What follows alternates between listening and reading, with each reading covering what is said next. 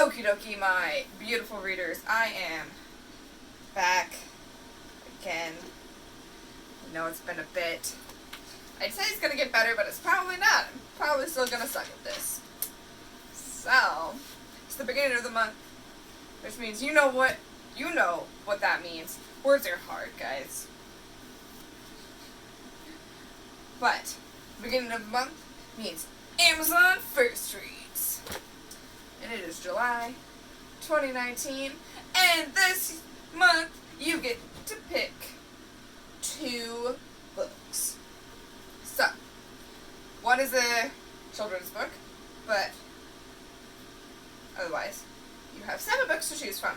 You have a World War II fiction, a psychological thriller, a mystery, a historical fiction, a biography, a literary fiction, and a memoir. And children's book if you are interested in that. So, World War II fiction. I have questions for Amazon. Why, every month, do you have a World War II fiction or historical fiction set in World War II? I feel like the editors at Amazon, one of them has to be a historian. Just saying. So this one is called A Fire Sparkling by Julian MacLean. Something like that. So, I'm not really into historical fictions all that much. So, but it does have pretty good reviews. It's just not my cup of tea. So, A Fire Sparkling follows Gillian Gibbons after she suffers a crushing betrayal from the man she loves, because how else do you start a book with a main female character? So she flees to her family home, as one is apt to do. And she finds a picture of her grandma in the arms of a Nazi. So, I definitely thought this dress had pockets. It doesn't. So, that's a big thing. Finding out that your family has ties to Nazis, I imagine, is not the best thing ever. That would be surprising. But then it goes flashback to 1939, where Vivian Hughes, which I'm assuming is the grandma, it doesn't actually say that, but I'm assuming that's who that is, falls in love with a British officer, but her life is destroyed in the Blitz. And so she decides she will do anything to protect the ones she loves. And then, present time, for every answer Julian finds, she has more questions. She tries to shed light on the struggle of one woman to survive. So there's the first book, and it's not really like my cup of tea. And also, I'd really like Amazon to give me some historical fiction. Like, even though it's not my cup of tea, give me historical fiction that's not set in World War II. Hey, book number 2 is the psychological thriller. It is called What You Did by Claire McGowan. A vicious assault. A devastating accusation. Who should she trust? Her husband or her best friend? Girl, I don't even know if that's a question. I would trust my best friend over literally anybody. Anybody. And like my best friend. Like my all-time best friend. Y'all know what I mean. So Allie hosts a reunion party for 6 of her college friends. She is married to her college sweetheart. Her best friend, Karen, I think her name's Karen. I'm not 100% sure. Her best friend is obviously at this party. And then she staggers in, bloody and messed up, because she's been assaulted. Oh, by the way, this is after 20 years. It's like a 20-year reunion or something like that. Best friend claims that Allie's husband did it. Allie's husband is apparently this entity over here. Just so we all are clear on that one. And so, Allie has to make the decision. believe her husband who claims he didn't do it, or her best friend who claims that he did. So, the ensuing chaos uncovers darker memories. Memories that people would kill to put out. And that makes me think of, like, And Then There Were None.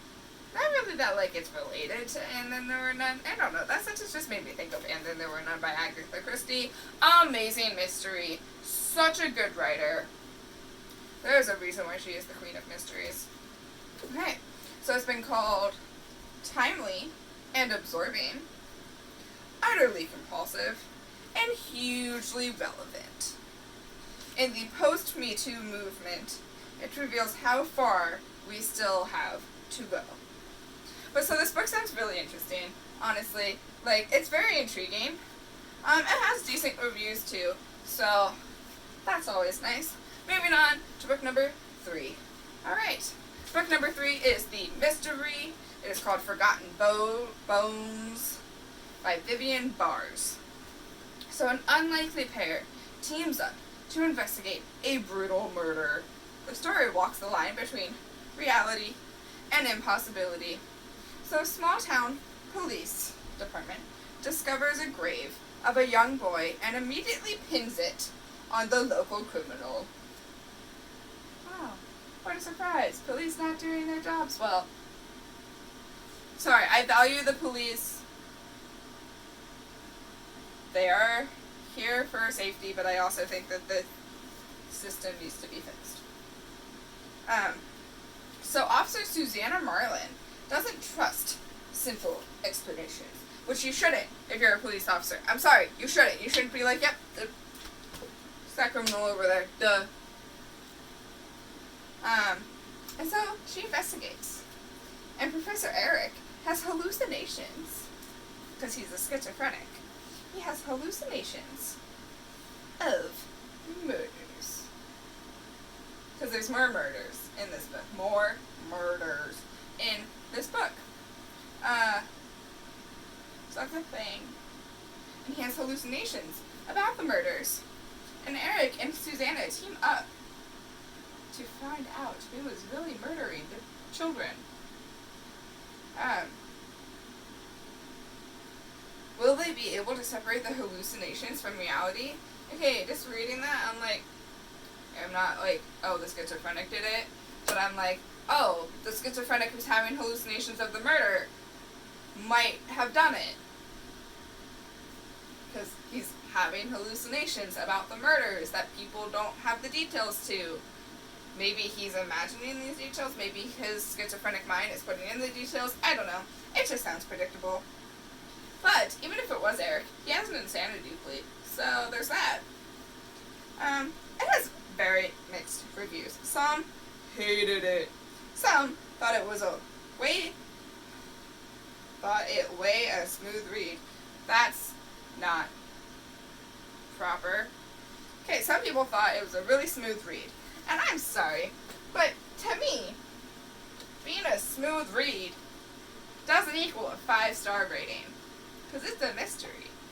I don't think mysteries should be smooth reads. You should be like, whoa! It's like a roller coaster, dude. You're like, oh, like, I don't know what's happening. And then you're like, dude, what? So, smooth read is like, I didn't hate it, but it was like, I'm far from loving it. So to me, I'm like, not for me. So, book number 4, historical fiction. It's called Relative Fortunes, and it's by Marlo Ben. So, the setting is 1920s New York, and the price of a woman's freedom can be exorbitant, even fatal. So it follows book lover Julia Kidd, but she's got no time for politics, including women's suffrage. So that's an interesting little tidbit. All she wants to do is start her own press with her inheritance, but her estranged half-brother is like, nah, this is my inheritance, as you know, like white men are apt to do.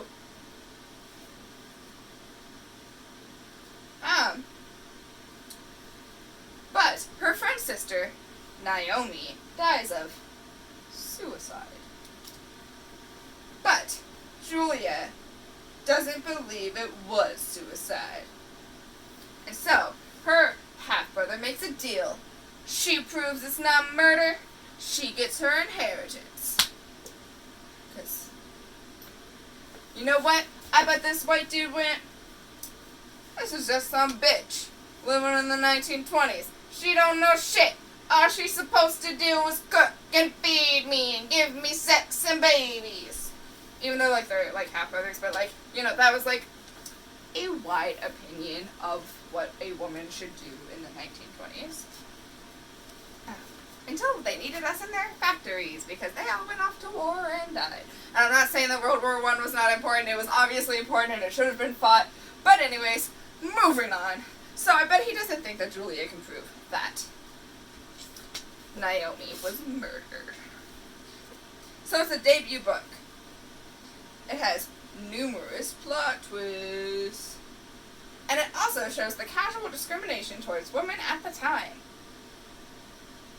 And it also has details of printing and publishing, which is why I might read this book, even though historical fiction as addressed is not my thing. I really want to get into publishing, so it has details of printing and publishing. And then I can be like, dude, did you know that printing and publishing was like this in the 20s? No, I don't think so, but I do. Also, let's petition to bring back the Roaring 20s for 2020. Because that'd be iconic. Okay. And I really, really, really appreciate an author who will do her research and implements it well. Which is what all the, like, comments and reviewers from, like, book publishers and book magazines and other authors seem to say. So, bam. Good, good. So, the fifth book, The Biography, The Boy Between Worlds, by Annette van der Zijl. I'm really sorry. I don't know how to say that. It is Dutch. Yeah, it's Dutch. I don't know. I'm sorry. To the author of The Boy Between Worlds, my sincerest apologies. I don't know how to say your name. So, it is a true story, as you know, biographies are, of an unconventional family divided by war and prejudice during World War II. Surprise! In the Netherlands. And an unlikely love resulting in a brown-skinned, blue-eyed child. There we go. The Nazis make their lives explode. Like the couple in love, not the Nazis making their own lives explode. Antecedents can get really confusing, and this is why pronouns suck. So, love prevails, finding a balance between two cultures.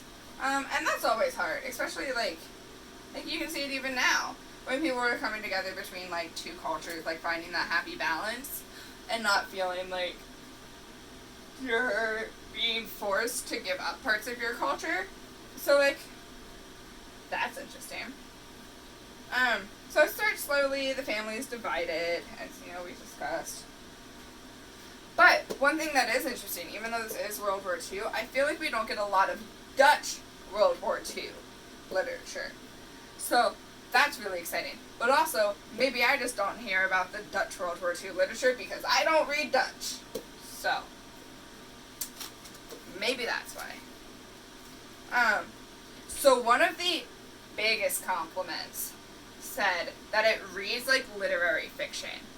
And so literary fiction is highbrow literature. So that is like a huge compliment, and that makes me intrigued.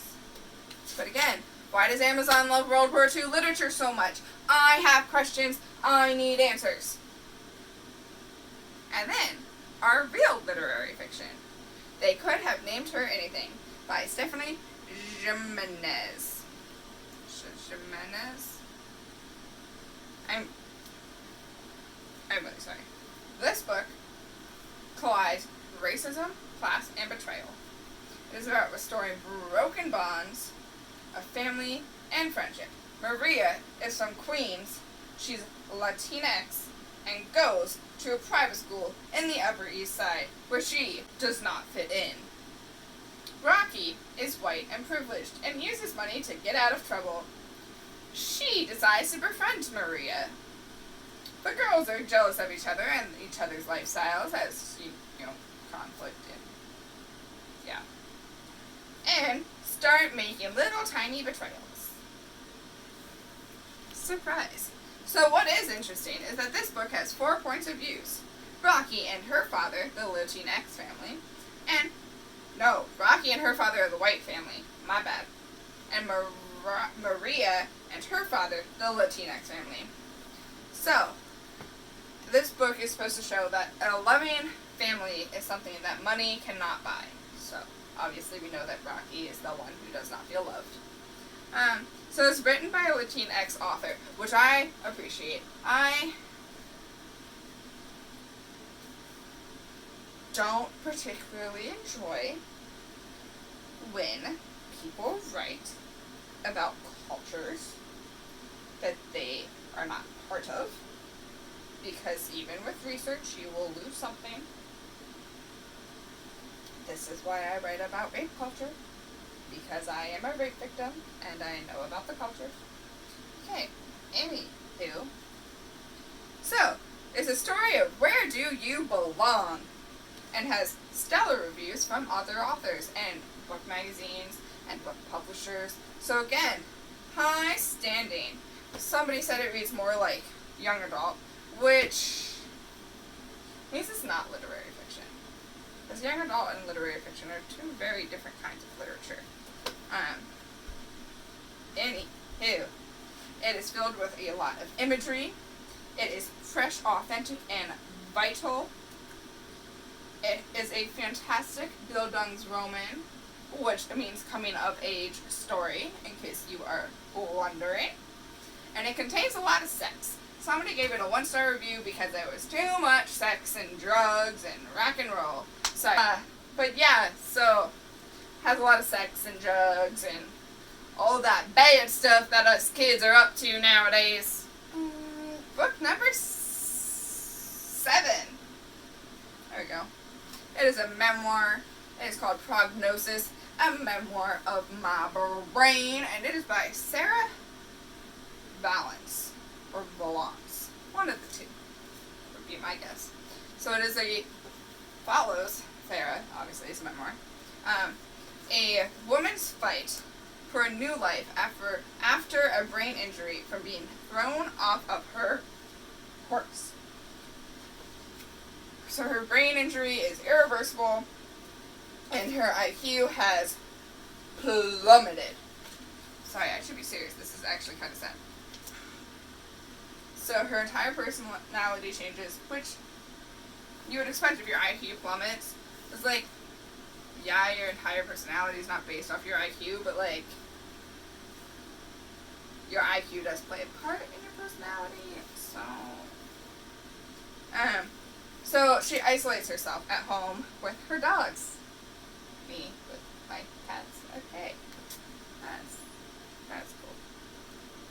And so she reteaches herself to read and write, which is pretty interesting and pretty impressive. Like, go you.